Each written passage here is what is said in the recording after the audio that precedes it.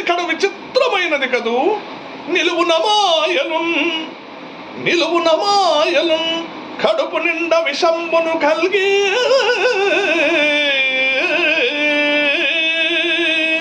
పైకి తేనియల్ కురియంగ నేర్చే కడు నేర్పుగా పల్లవులన్ ఫకీరులుగా సల్పుట వృత్తిగా మెలుగు సానుల దూసి భ్రమించును. ఎండమాములుగని నీరు టెంకులనే బుద్ధిన్ తలచుట వంటిదే కదా.